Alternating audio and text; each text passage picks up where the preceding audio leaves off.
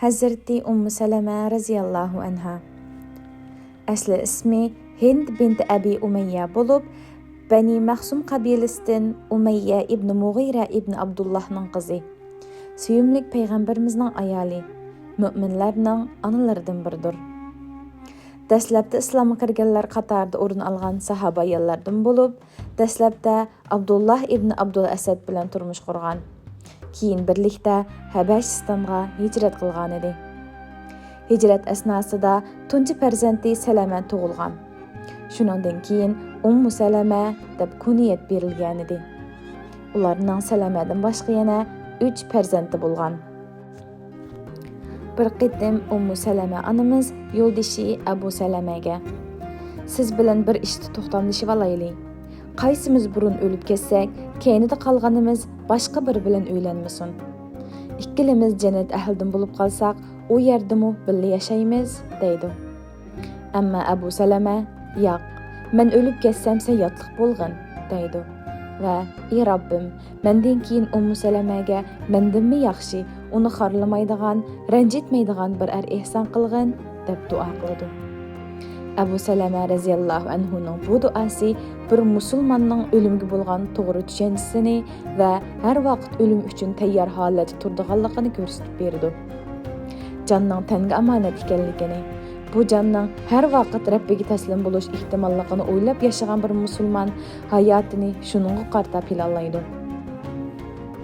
Hayotning har bir daqiqasini ma'nilik, Alloh rizoligini ko'zlagan holatda yashaydi. Albatta, bundaq deganlik musulmon dunyo hayotidan huzurlanmaydi deganlikni bildirmaydi. Chunki musulmonning shariatning ko'rsatmasi doirasida hayotdan olgan huzurmu ibodat hisoblanadi. Alloh sahobalarga ato qilgan shu go'zal iymonni bizga ato qilsin. Abu Salama raziyallahu anhu Uhud urushida yaralanib, urushdan qaytib uzun o'tmay vafot bo'ldi. Tul qolgan Salamaga avval Hazreti Abu Bakr, uningdan keyin Hazreti Umar o'linish taklif qo'ydi. Ammo Salama raziyallahu anha u ikkilisini rad qildi.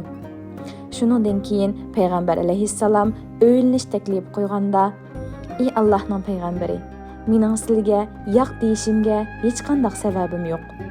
Biroq men kundashligi yomon bir ayolman. Bu sababdan mendan sizga xushal bo'lmaydigan biror ahvolning ko'rilib qolishi bilan Allohning azobi qilishdan qo'rqaman. Uningdan boshqa men yashinib qolgan va ushoq bolalar bor ayolman" deydi. Payg'ambarimiz buning javoban: "Kundashligingizga kelsak, Alloh sizdan uni ko'tarib o'tadi. Yashanganlik masalasiga kelsak, menmi yashinib qoldim. Bolalaringiz bor bo'lsa, sizning bolalaringiz menimi bolalarim" deydi.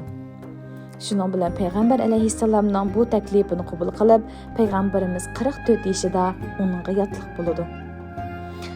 Salama onamizning Jibril alayhissalom payg'ambar alayhissalomga Dihatul Kalbi raziyallohu anhuning surtida vahiy ilib kelganiga shahid bo'lganligi, payg'ambar alayhissalomdan 378 hadis rivoyat qilganligi va yana ayol sahobalar ichidagi fiqhiy ilmini eng yaxshi bildiganlardan biri ekanligi rivoyat qilingan.